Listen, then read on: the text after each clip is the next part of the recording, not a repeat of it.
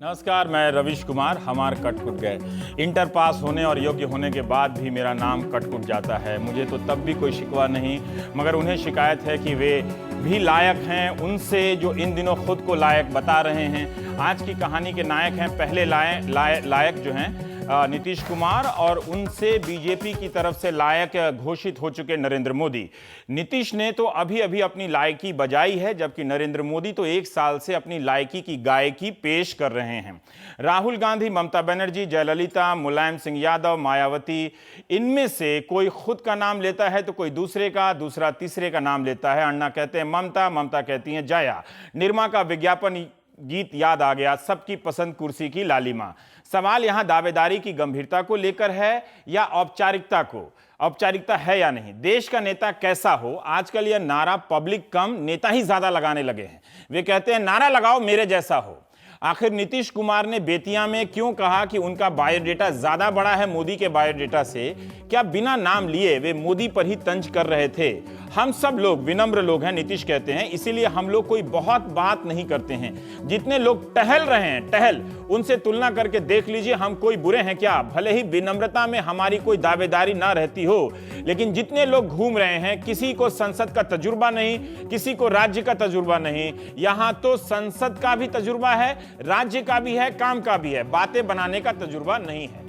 क्या नीतीश कुमार ने नरेंद्र मोदी की दावेदारी को कोई गंभीर चुनौती दी है या चुटकी है? यह सवाल राहुल गांधी के बारे में भी उठा था कि वे सिर्फ सांसद रहे हैं, सरकार का तजुर्बा नहीं है। 3 बार मुख्यमंत्री रहना कैसे प्रधानमंत्री की पात्रता का हकदार नहीं है? क्या सांसद या केंद्रीय मंत्री होने से कोई विशेष फर्क आ जाता है? राहुल गांधी भी नेतृत्व का आइडिया आजकल अपने भाषणों में दे रहे हैं। हर रैली में नरेंद्र मोदी का नाम लिए बगैर उनकी शैली पर चोट करते हैं। ये उनके ही शब्द हैं कि भैया ऐसे स्टेज में आकर कोई भी बोल सकता है, मगर सुनने के लिए सिर को झुकाने की जरूरत होती है। अपना जो ईगो होता है, घमंड होता है, जो सब में होता है, थोड़ा थोड़ा उसको दबाने की जरूरत है। क्योंकि जब तक नेता अपने आप को नहीं दबाता और जनता के बीच में नहीं जाता, तब तक नेता कोई बदलाव नहीं ला सकता। इसके लिए राहुल पाठशाला की तरफ बाढ़शाला लगाते हैं, जहां एक बाड़े में कभी आदिवासी होते हैं तो कभी रिक्शा वाले तो कभी मछुआरे। चंद बुनियादी रोजमर्रा की सवालों को पूछकर कोई नेता बन जाता है क्या? युद्ध की ट्रेनिंग युद्ध से पहले होती है या युद्ध के दौरान? राहुल के समर्थक कहते हैं कि दिल्ली में पूर्वोत्तर के छात्र जब धरने पर बैठे थे तो राहुल उनके बीच गए और मोदी ने उन्हें अपने पास बुलाकर बात की, उनके बीच नहीं गए। मगर जरा सा टेप रिवाइंड कीजिए तो नरेंद्र मोदी भी तमाम कॉलेजों में गए हैं शुरुआत में। राहुल ने मोदी से पहले कॉलेजों में जाना शुरू किया था, मगर वे चुनावी महीनों में कॉलेजों का रास्ता भूल गए। मोदी ने गूगल हैंगआउट किया, लोगों से सवाल जवाब किए, किसानों को बुलाकर बात की, कुछ जगहों पर भी अपना पक्ष रखा। राहुल ट्विटर पर नहीं है, पर क्या नरेंद्र मोदी ट्विटर पर होकर संवाद की सारी शर्तें पूरी करते हैं? कम ही देखा है ट्विटर पर वो जवाब देते हैं किसी के या बातचीत करते हैं। कभी कभार किसी का ट्विटर जरूर आगे बढ़ा देते हैं, जिसे हम रीट्वीट कहते हैं। ये सारा कुछ स्वाभाविक होते हुए भी मार्केटिंग की रणनीति का बेहद खर्चीला हिस्सा है। क्या राहुल 1-2 इंटरव्यू देकर इतने बड़े देश में संवाद करने वाले नेता की छवि हासिल कर सकते हैं? क्या मोदी चुनावी साल में बिना इंटरव्यू दिए देश भर के पत्रकारों के सवालों का सामना किए संवाद प्रिय नेता हो सकते हैं? क्या वाकई आप सबके लिए ये सब चीजें मैटर करती हैं, या आप इसे मटर के दाने की तरह गटक कर भूल जाते हैं? नेतृत्व को लेकर नरेंद्र मोदी ने भी अपने भाषणों में काफी जोर दिया है। वे आडवाणी काल के मजबूत नेतृत्व की अवधारणा को ही आगे बढ़ाते हुए इसका एक नया रूपांतरण पेश करते हैं। अपनी तमाम रैलियों में नेतृत्व और इरादे को रेखांकित करते हैं। अहमदाबाद में उद्योग जगत के प्रतिनिधियों से बोलते हुए मोदी कहते हैं कि लीडरशिप बहुत मैटर करती है। अगर देश हमें जिम्मा देता है तो जिम्मेवारी अच्छी है तो भी लेनी पड़ेगी, बुरी है तो भी झेलनी पड़ेगी।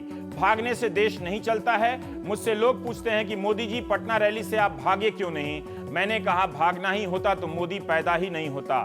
बम ब्लास्ट होते हैं, भीड़ थी, सब था। लीडरशिप में यह दायित्व होता है जी। एक और जगह पर मोदी कहते हैं, अभी जरा ध्यान से हिंदी सुनिएगा, ग्रेट लीडर चाहिए या गुड लीडर चाहिए? दोनों में बहुत अंतर है। ये मोदी जी के शब्द हैं। मित्रों, जो खुद के लिए जीता है, जो खुद को बड़ा बनाने की कोशिश करता है, हवा अगर उसको बड़ा बना भी दे तब जाकर वो ग्रेट लीडर बनता है। लेकिन जो औरों के लिए जीता है, औरों के लिए हिम्मत जुटाता है, औरों के लिए अपने आप को आहूत करने का सामर्थ्य रखता है, और तब जाकर जब दुनिया उसे लीडर मानने लगती है, वो गुड लीडर होता है। बहुत फर्क मुझे नहीं समझ में, लेकिन फिर भी। तो देश का नेता कैसा हो, इसी पर है आज प्राइम टाइम। हम बात करेंगे। हमारे साथ प्रकाश जावड़ेकर जी हैं, प्रवक्ता हैं बीजेपी के, केसी त्यागी जी हैं, general secretary Janata Dal United के, आप राज्यसभा के सांसद हैं, संजय झा हैं, प्रवक्ता कांग्रेस के, नीरजा चौधरी जी हैं, वरिष्ठ पत्रकार हैं। तो हम 4 लोग हैं, ज़्यादा बात कर सकते हैं। त्यागी जी, आपसे सवाल पूछने से पहले एक दिलचस्प और चीज़ जोड़ दूं कि जब अपना विदाई भाषण प्रकाश जावड़ेकर जब राज्यसभा में पढ़ रहे थे, अच्छा भाषण था इनका, ये मेरी तारीफ करते तो मैं भी इनकी कर दूं, तो उन्होंने नेता का कहीं जिक्र नहीं किया। उन्होंने कहा कि मैं इतने दिनों तक राजनीति में रहा तो ये महसूस किया कि एक कार्यकर्तापन जो होता है ना, कार्यकर्तापन, वो राजनीति में आदमी को बनाए रखता है, वही उसकी ऊर्जा है और शक्ति है। खैर जो भी है, इस पर भी आएंगे, नेता से कार्यकर्तापन के बीच में। नीतीश ने त्यागी जी कई बार कहा है कि वो प्रधानमंत्री बनने का सपना नहीं देखते हैं और उनकी पार्टी छोटी है, ठीक है। अब जो उन्होंने कहा है कि मेरा बायोडेटा उनके बायोडेटा से सफ़ेद और शायद श्रेष्ठ भी है, ये एक चुटकी थी या सचमुच वो गंभीरता से मोदी की दावेदारी को, पात्रता को, दावेदारी को नहीं, दावेदारी की पात्रता को वो चुनौती दे रहे हैं कि वो सांसद नहीं है, केंद्र में मंत्री नहीं है? पहले तो रवि जी, मैं प्रकाश जावड़ेकर की भी प्रशंसा करना चाहता हूं कि एक विनम्र कार्यकर्ता के रूप में उन्होंने अपना लंबा राजनीतिक जीवन गुजारा। राज्यसभा में भी उसका विदाई भाषण यही था और वही विनम्रता हम लोगों में है। जिस प्रसंग में श्री नीतीश कुमार बोल रहे थे, वो आज प्रधानमंत्री पद की दौड़ में जो लगे लोग हैं उसका सिलसिला था। मैं थोड़ा बहुत विनम्र के साथ कहना चाहता हूं, 1974 में इंजीनियरिंग कॉलेज के छात्र होते हुए छात्र आंदोलन में जयप्रकाश जी के नेतृत्व में श्री नीतीश कुमार भर्ती हुए। श्री नरेंद्र मोदी की आलोचना के तौर पे नहीं कह रहा हूं, लेकिन मैं भी, प्रमोद जी भी और जावड़ेकर जी भी, नीतीश कुमार जी भी और शरद यादव जी जो हमारे अध्यक्ष समेत और सुशील मोदी समेत, अरुण जेटली समेत, हम सब लोग 19 महीने जेल में रहे। श्री नरेंद्र मोदी पूरे आपातकाल में एक दिन जेल में नहीं गए। 3 बार वो मुख्यमंत्री रहे। भारतीय जनता पार्टी को हर अधिकार है कहने का कि उनका कार्यकाल अच्छा रहा, लेकिन जो गरीब जातियों में पैदा होकर के, गरीब घरों में पैदा होकर के, छोटी पार्टियों के जो नेता हैं, उनके बारे में जो बाजार है वो कभी इस आइडिया को क्यों नहीं सेल करता है। कभी सरकार की भी तारीफ होती है, मानिक सरकार की। इस देश में 1000 नरेंद्र मोदियों से ज्यादा ईमानदार आदमी उस पे नहीं जाते, मानिक सरकार है।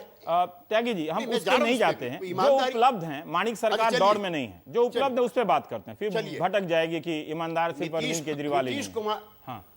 नीतीश कुमार जी आधा दर्जन केंद्रीय विभागों के अटल बिहारी वाजपेयी जी की सरकार में मंत्री रहे, ठीक है। एक रेल एक्सीडेंट होने के बाद उन्होंने श्री शास्त्री जी की तर्ज पे मंत्रिमंडल से भी इस्तीफा दिया। एक नए पैसे का दाग श्री नीतीश कुमार जी पर नहीं लगा पिछले 8 साल से। हमारे मित्र भी आरोप लगा देते हैं कई बार कि नहीं वो आतंकवाद के लिए सॉफ्ट हैं या वो कोई और उनमें कमी है, लेकिन मेरे भारतीय जनता पार्टी के मित्रों ने भी कभी पैसे संबंधी लेन देन के मामले पर श्री नीतीश कुमार पर आरोप नहीं लगाया। मैं रवीश जी अपनी असली बात पर आ रहा हूं। 3 बार 6 बार केंद्रीय मंत्री रहने, 6 बार लोकसभा का सांसद रहने के बाद, 2 बार राज्यसभा, 2 बार वहां के राज्य का मुख्यमंत्री रहने के बाद, क्या नीतीश कुमार जी का बायोडाटा श्री नरेंद्र मोदी या श्री राहुल गांधी से कम है? और अगर मैं कहूं कि उनसे अच्छा है तो ये अतिशोक्ति नहीं है। लेकिन नीतीश कुमार जी मुख्यमंत्री, प्रधानमंत्री नहीं बन सकते। नीतीश कुमार जी प्रधानमंत्री बन के दावेदार नहीं है। प्रधानमंत्री बनने के लिए खजाने वालों का पीछा होना चाहिए, देश के पूंजीपति वर्ग की उसके पीछे ताकत होनी चाहिए। एक बड़ी पार्टी भारतीय जनता पार्टी या कांग्रेस पार्टी जैसी पार्टी होनी चाहिए, तब हमारे बायोडाटा जो हैं उनको एक चैलेंज किया, उनको उन्होंने चैलेंज किया कि जो आदमी प्रधानमंत्री बनने जा रहा है, जो दावेदारी कर रहा है, उसका केंद्र में कोई अनुभव नहीं है और उसका संसद में कोई अनुभव नहीं। यही 2 बातें हैं, है ना। लेकिन ये भी तो देखिए कि उस बायोडाटा के अलावा वो आदमी 1 साल से अलग अलग इलाकों में जा रहा है, पूरे देश में घूम रहा है, ठीक है। नीतीश कुमार भी घूम सकते थे, वो पटना से बेतियां जाते हैं 4-5 घंटे के सफर में। नीतीश कुमार जी नीतीश कुमार जी युवा आंदोलन में जयप्रकाश जी के आंदोलन में से लेके अब तक एक राष्ट्रीय दावेदारी की बात हिंदुस्तान करें ना, के आप देश का 40 कोई- सीटों वाले प्रदेश के नहीं, नेता हैं, तो आप भी घूमिए। जो 26-24 सीटों वाले प्रदेश के नेता, गुजरात का कोई आके यूपी पे दावेदारी करे तो उसकी हिम्मत की तो बात हो सकती है, उसके राजनीतिक नेतृत्व की भी तो बात हो सकती है।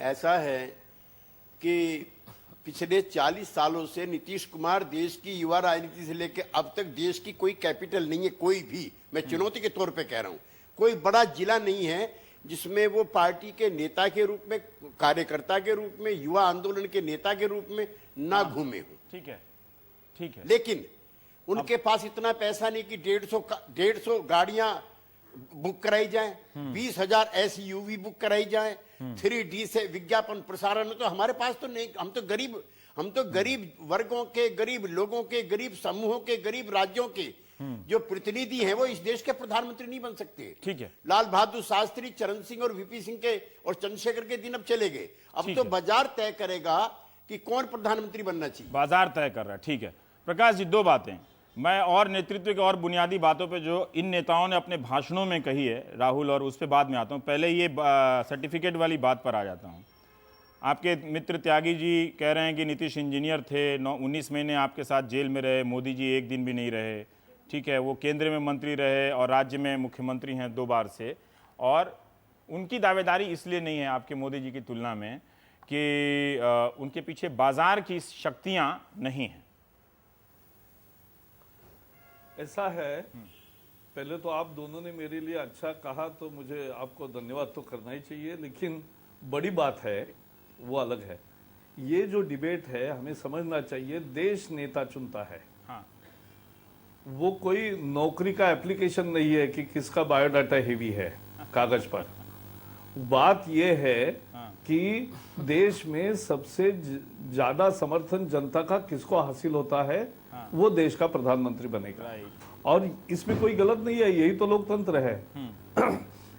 जो 75 की एक बात कही, हम सब जब जेल में थे, केसी त्यागी जी भूले नहीं है, 12 जून 1975 में सभी पार्टियां इकट्ठा कर जनता मोर्चा बना था और उसके मोरारजी के नेतृत्व में विजय पाया था, और एक जबरदस्त पहली सरकार वो बनी थी जनता मोर्चा की। और इसलिए वहां आपात स्थिति का जो कहर बाकी राज्यों में हुआ, वो तमिलनाडु और गुजरात, ये दोनों विपक्ष के हाथ में थे, तो वहां ये गिरफ्तारियां और ये नहीं किए गए, और इसलिए बाकी राज्यों से भी अनेक लोग वहां जाकर रहे और काम करते रहे।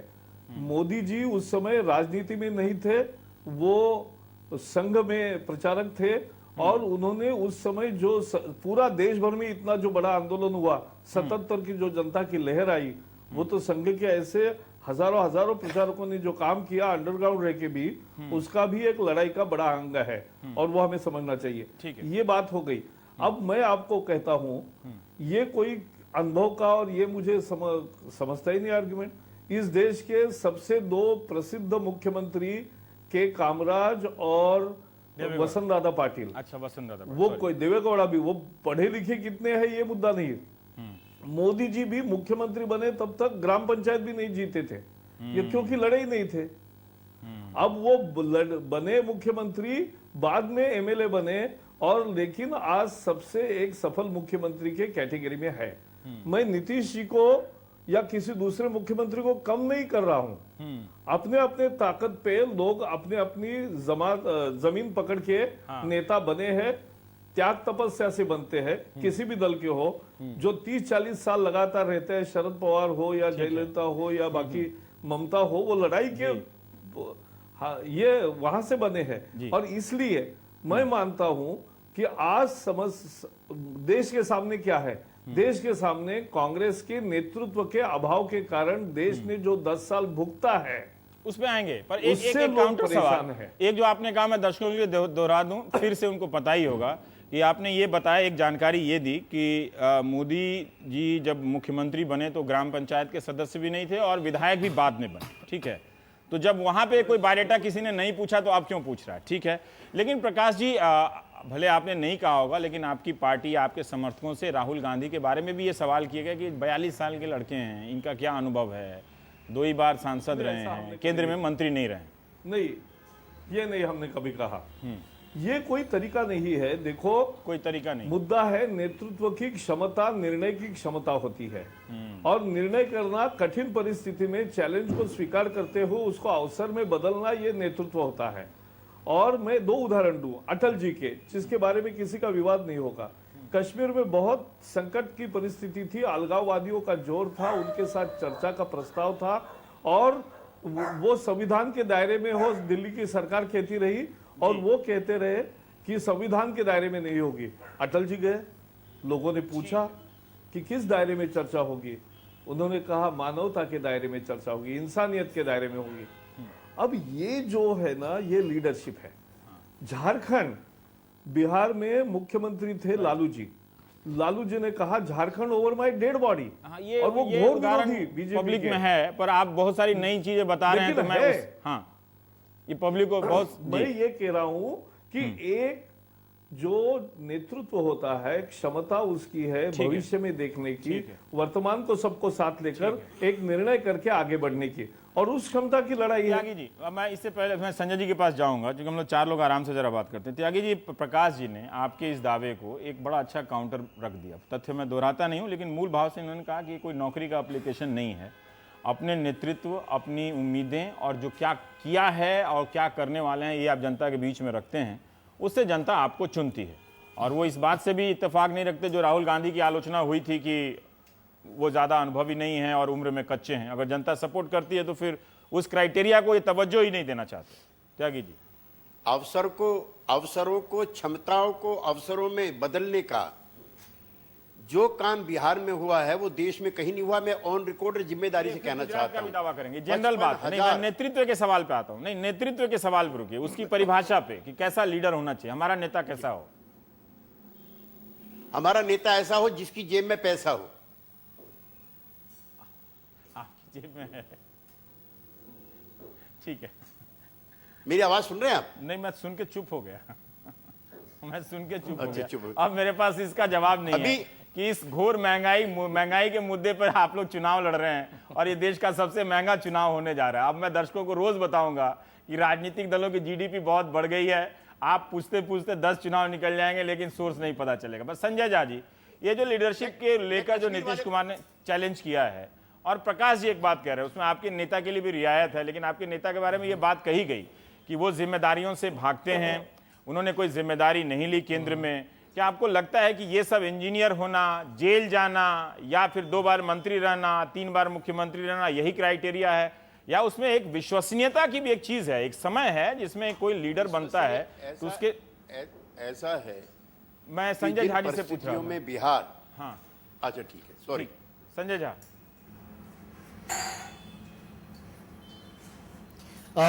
देखिए रवीश जी, सबसे पहले तो मैं ये कहना चाहूंगा कि आपने सही शब्द का आपने यहाँ उपयोग किया है।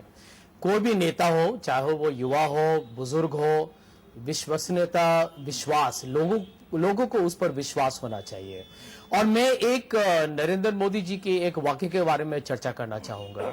उन्होंने कहा था कुछ दिन पहले कि नेता वो होता है जिसके पास एक 56 इंच की छाती होती है। और मैं समझता हूं कि वही एक वाक्य को यदि आप गहरी तरीके से आप उस पर देखिएगा तो रवि जी आपको लगेगा कि ये एक मजबूती का ये उदाहरण है। क्या ये 56 इंच की छाती का ही एक नेता भारत को चाहिए, या भारत को ऐसा नेता चाहिए जिसका दिल बड़ा हो? क्योंकि एक 56 इंच छाती के नेता के डिक्शनरी में एक नहीं 4-5 आ जाएंगे। माफी मांगना उसके डिक्शनरी में नहीं है, माफी मांगना यदि उसके डिक्शनरी में नहीं है तो मैं समझता हूं कि वो देश का प्रधानमंत्री कभी नहीं बन सकता है, या देश का प्रधानमंत्री बनने लायक तो बिल्कुल ही नहीं है। क्योंकि देखिए मैं विश्वसनीयता की बात कर रहा हूं। व्याख्या की जा सकती है, पर कहने का एक सार हो सकता है कि साहसिक, मजबूती और साहसिक से बात है। नहीं, कहने का तार होता है उसका। देखिए नरेंद्र मोदी, देखिए एक मिनट, नरेंद्र मोदी जी जो भी बोलते हैं वो बहुत सोच समझ के बोलते हैं। देखिए उनके पास ढेर सारे लोग हैं जो तैयार करते हैं स्पीच, चाहे वो शहजादा बोले, चाहे वो पपी बोले, चाहे वो बोले I am a Hindu nationalist, वो सब बहुत गहराई से इनकी ये रणनीति रहती है। तो यदि उन्होंने ये शब्द कहा था तो उनका कहने का मतलब ये था कि मैं बहुत मजबूत हूं, मैं निर्णय करता हूं। तो मैं यही प्रश्न पूछना चाहता हूं प्रकाश जी से, और प्रकाश जी बीजेपी में कम से कम एक ऐसे आदमी जो थोड़े माध्यम चरित्र है उनका, वो बहुत एक्सट्रीम में नहीं है। मैं उनसे यही पूछना चाहूंगा कि 2002 में जो दंगा हुआ जिसमें इतने मासूम लोग मारे गए, उस समय क्या ये मजबूत निर्णय लिया था इन्होंने? ये यही सब बड़े प्रश्न है विश्वसनीयता के। और मैं राहुल गांधी जी के बारे में यहाँ चर्चा करना चाहूंगा। ठीक है कि देखिए फर्क यही वो है, सब गिनाने लगे यहाँ कब फर्क सेना यही है भेजा, कि कब देखिए जज आ गया, नेता, कब पुलिस। और मैं समझता हूँ कि मेरी बहस ये चली जाएगी। सिर्फ ये सब आप कह लीजिएगा, मैं आता हूँ। आप प्रकाश जी आप राजनीति जवाब में दे लीजिएगा, मैं नेतृत्व इसी की सवाल बात पे नहीं नलिन होती को भी रोक है, दिया था समाज में पिछले। होता है, एक उद्योग मिनट में में होता है। जवाब दूंगा। अच्छा ठीक है, 1 मिनट में जवाब दूंगा। संजय जी, बहुत अच्छा सवाल आज आपने पूछा हाँ ये आपका होम टर्फ कि है। 2002 के दंगे में क्या किया उन्होंने। सही है। उन्होंने 24 घंटे में मिलिट्री बुलाई। उन्होंने पुलिस को पूरा कड़ाई से बताया कि ये दंगा समाप्त होना चाहिए। 10,000 राउंड सब- फायर किए ये सब गए गलत है, और ये बेबुनियाद है, 101 ये मिनट बेकार बात 1 है। मिनट हाँ, 1 बिल्कुल मिनट गलत बात है। अरे इसीलिए मैं नहीं जाना चाह रहा था। आप 180 काउंटर करने के लिए कर लीजिए, मैं मुझे पुलिस इसमें के नहीं जाना। 1 मिनट 180 दंगाइयों को पुलिस के गोली के वो बलि चढ़े। ठीक है। 84 में जो हुआ नरसंहार, मुझे और भी उसमें कुछ न कहना है। लाठी चली न गोली चढ़ी न मिलिट्री आई, और राजीव गांधी ने, प्रकाश जी, राहुल जी के आप पिताजी जानते ने हैं कि उस उसका नरसंहार समर्थन में किया। कांग्रेस के लोग जरूर थे, पर और भी विचारधारा के लोग उस पे थे। एक समुदाय के लोग थे जो एक समुदाय को, जो अल्पसंख्यक समुदाय था, उसको चहेट चहेट कर मार रहे थे। पुलिस ने है क्या ना? किया? उसको आप उस दंगे दिल्ली को में सिर्फ पुलिस आप- केंद्र सरकार वो की जरूर होती है। आपका बहुत वाजिब वो सवाल है, दंगा नहीं था, लेकिन नरसंहार उस था। नरसंहार और में पुलिस शामिल ने कुछ लोगों नहीं को किया। सिर्फ एक और पार्टी के राजीव नजरिए गांधी से ने- मत देखिए। एक उस- मिनट, हाँ मैंने नहीं कहा, हाँ। लेकिन सरकार ने क्या किया? राजीव ठीक है। गांधी ने उसका समर्थन किया। ये विज्ञान वाला को पॉइंट छोड़ पलटकर- देते हैं। अभी मैं इस पर नहीं विज्ञान जाना कहता चाहता। है, विज्ञान, एक मिनट, विज्ञान कहता है कि धरती हिलती है तब पेड़ गिरते हैं। हाँ। उन्होंने कहा जब पेड़ गिरता है तो धरती ठीक है। हिलती है। ये जो दिल्ली- किया ये गलत था। ठीक उसके है। लिए आज तक राहुल जी ने माफी नहीं मांगी है। सिखों को मारने वाला जो यहाँ पर एक बड़ा व्यापक समूह दौड़ रहा था, वो किन किन सामुदायिक तबकों से आता था, हम उसकी बात नहीं करते हैं। बहुत विचित्र है, जब हम गुजरात में जाते हैं तो वहाँ हिंदू बनाम मुस्लिम या बीजेपी करने लगते हैं। जब दिल्ली में आते हैं तो सिर्फ उस समूह की पहचान हम कांग्रेस से करते हैं, उसे किसी हिंदू के समूह में नहीं पहचानते हैं या किसी और चीज़ में। पर इसको छोड़ देते हैं, ये हमारा आज का विषय नहीं है। आपने काउंटर कर लिया, मैंने इसलिए भी कहा क्योंकि पिछले इसी सवाल पे मैंने नलिन को पिछले शो में रोका था, तो इंसाफ हो गया, एक बराबरी। हम नेताओं के आउटफिट की चर्चा कर रहे हैं कि कोई दिखने में कैसा है या कोई मजबूती में कैसा है, या सचमुच लोगों के पास बहुत कम विकल्प है इस नेतृत्व के सवाल पे सोचने के लिए। तो वो पॉलिसी ही सोचें या चीज़ें से, ये सारी भाव भंगिमा वाली चीज़ें कि हम मजबूत हैं, ये सब आर्टिफिशियल है, मार्केटिंग से आ जाती है। देखिए, ये एक कॉन्टेक्स्ट में हो रहा है। आज जो असली क्राइसिस है देश में, वो लीडरशिप की क्राइसिस है। 10 साल से जो लीडरशिप हुई है, पिछले 5 साल में पर्टिकुलरली एक कमज़ोर लीडरशिप मानी जा रही है। ये जनरल फीलिंग बढ़ती गई है, ड्रिफ्ट हुआ है, और कहीं ना कहीं लोगों को आभास हुआ है कि इनके बस का नहीं है, नंबर 1। और कांग्रेस की जो महंगाई घोटालों के प्रति एक आक्रोश पैदा हुआ है। तो ये जो वैक्यूम है लीडरशिप का, उसमें नरेंद्र मोदी स्टेप कर गए हैं और वो केंद्र बन गए हैं, इश्यू बन गए हैं, मेन इश्यू इस चुनाव का। अब उसके फॉर है, अगेंस्ट है। अब मैं आइडियोलॉजी में नहीं जा रही बना लेते हैं, हाँ, हूँ, उसको नरेंद्र छोड़ते हैं। मोदी की हाँ। आइडियोलॉजी में इस समय मैं नहीं जा रही हूँ, लेकिन जो उन्होंने अपने आप को प्रोजेक्ट किया है सीएम के रूप में, मतलब 18 घंटे काम करते हैं, 20 घंटे काम करते हैं, कोई परिवार नहीं है, बेटा नहीं है, डिसीजंस बहुत सारे जल्दी लेते मुख्यमंत्रियों के हैं। परिवार नहीं है, ममता, हाँ, उनका जया, उसका भी एक प्लस पॉइंट माना जाता है। हालांकि उनके नेफ्यू को अभी टिकट दिया और अन्ना हजारे ने उस पर आपत्ति भी जताई है। अच्छा। लेकिन उसको छोड़िए इस समय। लेकिन ये कि एक छवि भी, अभी कोई करप्शन का चार्ज नहीं, ये थी। और 3-4 साल से हम देख रहे हैं कैसे वो प्रधानमंत्री जैसे बुल्स आई होती है ना, उनके उसकी सारे तरफ उनका सरकार ध्यान पे रहा भ्रष्टाचार का है। आरोप उनकी लगा हुआ है। शायद मार्केटिंग नीचे रही है, हाँ, प्रेपरेशन रही है, सोशल मीडिया का यूज रहा है, कैसे कपड़े पहनेंगे, मीडिया का कैसे इस्तेमाल होगा, बहुत खूबी से 70-80 लोगों की टीम इस पे काम करती रही है तब से। तो अब वो तैयारी के साथ आ रहे हैं। तैयारी के साथ फिर अपनी पार्टी को मजबूर किया कि वो इनको प्रधानमंत्री का कैंडिडेट माने घोषित करो, आरएसएस को मजबूर किया, ये सब हर्डल्स उन्होंने ओवरकम किए। वो और फिर उसने उनके- कहा कि कितनी महान पार्टी है, गरीब व्यक्ति को वहां तक पहुंचा दी। अच्छा, वहाँ और ये भी सही है कि आज चाय पे चर्चा और ये सब जो चीजें उसमें करोड़ों रुपए रैलीज खर्च हो रहे हैं, वो जो केसी त्यागी का पॉइंट है वो भी एक फैक्टर है।